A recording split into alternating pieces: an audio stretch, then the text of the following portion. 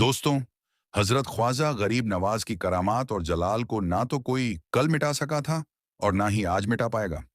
आज हम आपको ख्वाजा गरीब नवाज की एक ऐसी ही जिंदा करामात बताने वाले हैं जिसमें हम आपको बताएंगे कि अजमेर शरीफ में जब कुछ नफरत करने वाले लोगों ने मस्जिद के आगे नाच गाना और शोर शराबा करना शुरू कर दिया था, तो उस वक्त ख्वाजा गरीब नवाज ने ऐसी क्या करामात दिखाई कि जिसे देखकर उन सब ने वहीं पर ही कलमा पढ़ लिया और वे सब उसी जगह मुसलमान बन गए। और यही नहीं, इस पूरे वाक्य को सुनकर आप भी हैरान रह जाएंगे। इसलिए आज का ये वीडियो आप सभी के लिए बहुत खास है। आप इसे आखिर तक जरूर देखें और सबसे पहले ख्वाजा गरीब नवाज की मोहब्बत में इस वीडियो को दिल से एक लाइक जरूर कर दें और कमेंट बॉक्स में या ख्वाजा लिखकर शेयर भी कर दें ताकि यह वीडियो और लोगों तक पहुंचे। तो चलिए दोस्तों, शुरू करते हैं। दोस्तों, आज आप देख रहे होंगे कि किस तरह से हमारे यहाँ पर मस्जिदों और मज़ारों को निशाना बनाया जा रहा है। किसी जगह कहा जाता है कि फला मस्जिद के नीचे मंदिर है, तो कभी कहा जाता है कि फला मज़ार के नीचे भगवान है। और अब तो इन लोगों ने हद कर दी है। अजमेर शरीफ में मौजूद 800 साल पुरानी दरगाह यानी कि ख्वाजा गरीब नवाज की दरगाह के बारे में भी सवाल उठाने शुरू कर दिए हैं और यह कहते लगे हैं कि अजमेर दरगाह के नीचे भी मंदिर है। अब इन्हें कौन समझाए कि हजरत ख्वाजा गरीब नवाज अल्लाह के इतने पावरफुल वली हैं कि अगर उन पर जलाल आ गया तो आपकी नस्लें दर नस्लें बर्बाद हो जाएंगी और आप तबाह और बर्बाद होकर रह जाओगे। अब हम आपको ख्वाजा गरीब नवाज के जलाल का एक ऐसा ही वाकया बताते हैं जिसे सुनकर आपके रोंगटे खड़े हो जाएंगे। लिहाजा आप इस वीडियो को बिना स्किप किए आखिर तक गौर से जरूर देखना। दोस्तों, हजरत ख्वाजा गरीब नवाज रहमतुल्लाह अलैह की करामात का एक वाकया है जो इस वक्त सोशल मीडिया पर बड़ी तेजी से वायरल हो रहा है। और वह वाकया कुछ यूं है कि हजरत ख्वाजा गरीब नवाज की रोज का एक रिवाज था कि जब वे असर की नमाज अदा कर लेते थे तो इसके बाद वे अपने मुश्किल पर बैठ जाते थे और अल्लाहू अकबर का जिक्र किया करते थे। ये उनकी जिंदगी का हर रोज का रिवाज था, यानी कि ख्वाजा गरीब नवाज का यहाँ रोज का काम था। खैर, एक दिन ऐसा हुआ कि आप हर रोज की तरह असर की नमाज के बाद अल्लाह का जिक्र कर रहे थे कि तभी मस्जिद के बाहर से तेज तेज आवाज आने लगी। यानी कि कुछ लोगों ने मस्जिद के बाहर आकर जोर जोर से शोर शराबा करना शुरू कर दिया। बैंड बाजे और ढोल नगाड़ों की आवाजें आने लगीं। फिर जब वे लोग जोर जोर से चिल्लाने लगे और आवाज और भी तेज हो गई, तो ख्वाजा गरीब नवाज की इबादत में खलल पड़ने लगा। ये देखकर ख्वाजा गरीब नवाज ने अपने एक खास मुरीद जिनका नाम कुतुबुद्दीन था, उन्हें अपने पास बुलाया और कहा कि ए कुतुबुद्दीन, मस्जिद के बाहर जाओ और जाकर देखो कि आखिर यहाँ आवाज किस चीज की आ रही है। लोग मस्जिद के बाहर इतना शोर शराबा क्यों कर रहे हैं? कुतुबुद्दीन, जाकर उन लोगों से कह दो कि यह मस्जिद है, यह अल्लाह का घर है, इबादत की जगह है। इसके आगे बंद बाजा बजाने और शोर शराबा करने का क्या मतलब है? अगर उन्हें शोर शराबा करना ही है तो उनसे जाकर कह दो कि वे मस्जिद से दूर जाकर शोर शराबा करें। ख्वाजा गरीब नवाज के हुक्म पर कुतुबुद्दीन मस्जिद के बाहर गया और जाकर उन शोर शराबा करने वालों से कहने लगा कि तुम लोग यहाँ बैंड बाजा क्यों बजा रहे हो? तुम लोग यहाँ शोर शराबा क्यों कर रहे हो?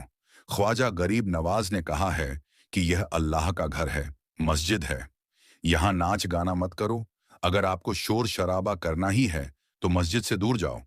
सुनकर शोर शराबा करने वालों ने कहा कि जाओ और जाकर अपने बाबा से कह दो कि वह अपना काम करें और हमें भी अपना काम करने दो। हम तो यहाँ पर शोर शराबा ऐसे ही करेंगे। इसके बाद कुतुबुद्दीन ने उन लोगों को बहुत समझाया कि वे मस्जिद के आगे ऐसा ना करें, मगर वे लोग नहीं माने, बल्कि ख्वाजा गरीब नवाज को बुरा भला कहने लगे। इसके बाद कुतुबुद्दीन वापस मस्जिद में लौट गए और सारी बात ख्वाजा गरीब नवाज को बता दी। अब उस समय उन लोगों की आवाज और भी तेज हो गई, यानी कि अब वे लोग और भी ज्यादा शोर शराबा करने लगे। ये देखकर हजरत ख्वाजा गरीब नवाज को झलाल आ गया, यानी कि उन पर गुस्सा आया। और फिर उन्होंने उसी गुस्से की हालत में अपने मुरीद कुतुबुद्दीन से फरमाया कि कुतुबुद्दीन, सामने मेरा पानी पीने का प्याला रखा हुआ है, वह सीधा है, जाकर उस प्याले को उलटा कर दो। अब जैसे ही ख्वाजा गरीब नवाज ने ऐसा कहा तो कुतुबुद्दीन ने फौरन आगे बढ़कर उस पानी के प्याले को पलट दिया, यानी कि उल्टा कर दिया। इधर ख्वाजा गरीब नवाज ने फौरन ही अपने हाथ अल्लाह की बारगाह में उठा दिए और अल्लाहू अकबर का जिक्र करने लगे और अल्लाह ताला से दुआ करने लगे। अब दोस्तों, हजरत ख्वाजा गरीब नवाज ने जैसे ही अल्लाह की बारगाह में दुआ की, तो थोड़ी देर बाद ही मस्जिद के बाहर से चीख पकार की आवाज आने लगी। यानी कि अभी अभी जो लोग शोर शराबा कर रहे थे और नाच गाना कर रहे थे, अब वे लोग मदद के लिए चीख पुकार करने लगे। ये सुनकर कुतुबुद्दीन दौड़ते हुए बाहर गया, तो उसने देखा कि तारागढ़ पहाड़ी से एक बहुत बड़ी चट्टान ढकती हुई उन लोगों की तरफ बहुत तेजी से आ रही है, जिसे देखकर लोगों में चीख पकार मच गई, क्योंकि ऐसा लग रहा था कि यह चट्टान उन सब लोगों को कुचल देगी और वे सब लोग उस चट्टान के नीचे दबकर मर जाएंगे। खैर, इस नज़ारे को देखकर कुतुबुद्दीन दौड़कर ख्वाजा गरीब नवाज के पास गया और जाकर बोला, हुजूर, उन लोगों को माफ फरमा दें। पहाड़ी से एक बहुत बड़ी चट्टान उन लोगों की तरफ आ रही है। अगर आपने उन लोगों को माफ नहीं किया, तो वह चट्टान उन लोगों को कुचल देगी। इसीलिए आप उन्हें माफ फरमा दें, वरना यहां सब लोग मर जाएंगे। अब इस बीच वे लोग भी दौड़ते हुए ख्वाजा गरीब नवाज की बारगाह में हाजिर हुए, क्योंकि वे समझ चुके थे कि उन्होंने मस्जिद के आगे शोर शराबा नहीं करना चाहिए था, और उन्होंने ख्वाजा गरीब नवाज की बात को नहीं माना, जिससे बड़ी गलती हुई है। इस वजह से उन लोगों पर अल्लाह की तरफ से यह आजाब नाजिल हो रहा है। बस यही बात सोचकर वे सब लोग दौड़ते हुए ख्वाजा गरीब नवाज की बारगाह में पहुंचे और अपने कदमों में गिर पड़े और रोने गिड़गिड़ाकर उनसे माफी मांगने लगे।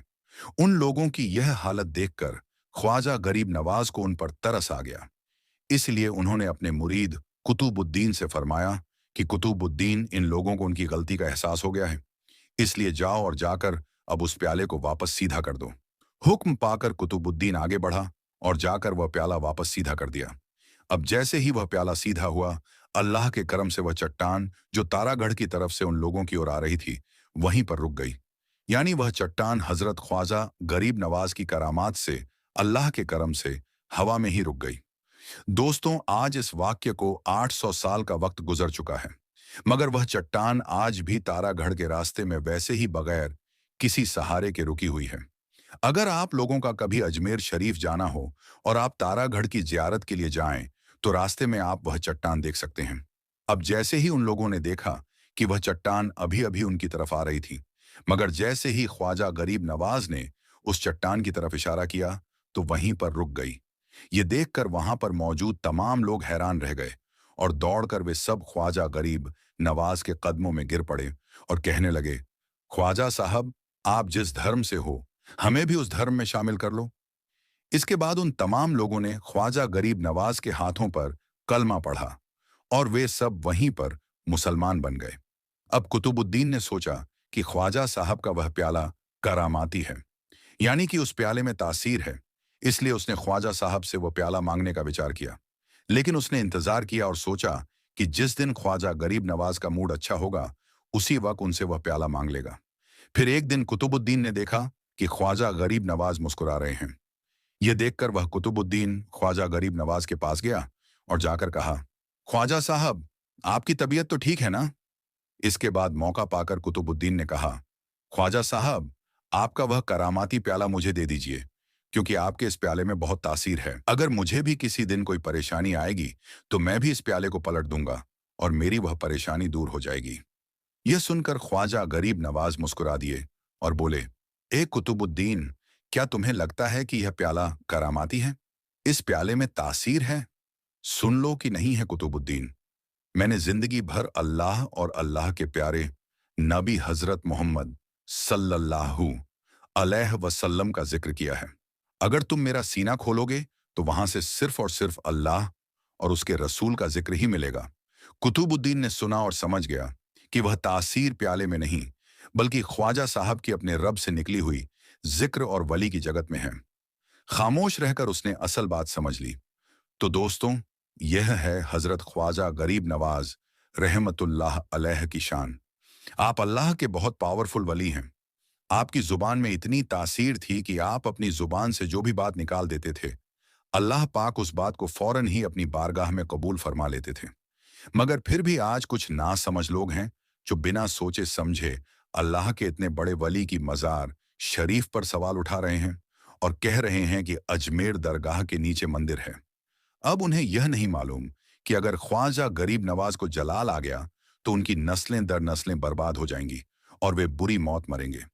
आखिर में अल्लाह ताला से यही दुआ है कि अल्लाह पाक ऐसे लोगों को नेक हिदायत दे और ख्वाजा गरीब नवाज को समझने की तौफीक अता करें। आमीन।